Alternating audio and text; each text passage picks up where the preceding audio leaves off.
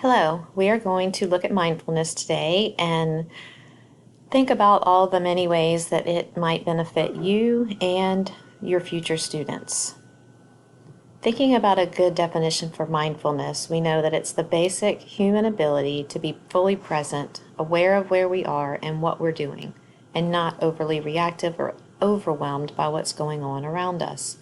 Think about this image that you see in the bottom right of the screen. Where is your mind? Where is it right now? Are you thinking about the future? Are you thinking about the past? Is there a way for you to center your thoughts so that you are just right here in this moment and allow yourself to not be troubled or overburdened by what has already happened or what you're anticipating in the future? Mindfulness is not only good for teachers, but it is really good for anyone. If we think about students and some of the positive impact that mindfulness practice can have on them, thinking about them, and this information is pre-COVID, if we look at percentages of anxiety, trauma, distraction, isolation, you can see that the numbers are not real good. Nearly 1 in 3 adolescents will meet criteria for anxiety disorder by the age of 18. Although this is specific to teenagers, we know that this is happening as early in elementary school. Thinking about mental health, it says, unsurprisingly, the coronavirus and the public health measures designed to prevent its spread are having a profound effect on many young people with a history of mental health problems. When asked what impact the pandemic was having, 32% agreed that it made their mental health much worse.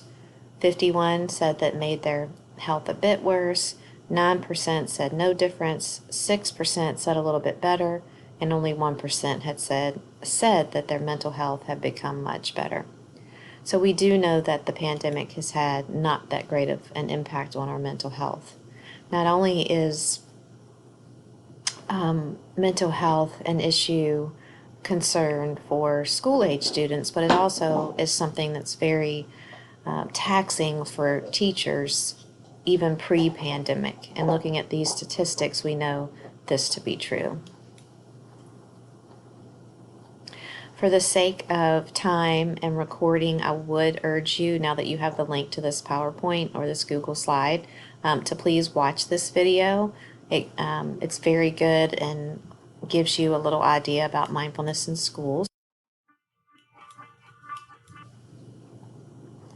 Let's move on to the benefits of mindfulness. Each of these are very important. We know mindfulness practice helps to reduce stress, enhances overall well-being, improves your self-awareness, managing emotions. You can continue to read through each of these, but as we think about children and the stress that they are under, mindfulness practice can really help them just start to recognize when the stressful situation or event is happening. And this fourth one right here, manage emotions, it allows them to connect to, this is what starts to happen when I'm feeling worried or stressed or sad or upset. I know that if I do these things, then that will help me feel better. And that's what we want to accomplish when we practice mindfulness. Teachers, again, also benefit greatly from mindfulness, as does anybody that's involved in the education of any children. And regardless of what your profession is and what you're doing, practicing mindfulness is extremely beneficial.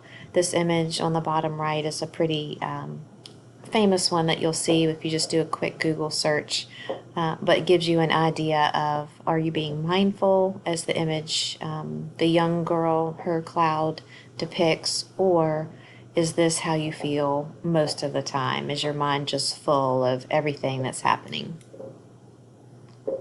This particular video is talking about children when they have experienced anger and how they practice breathing and the impact that practicing breathing practices have helped them. And definitely when you get into this Google slide, take a second, take a minute and watch this video.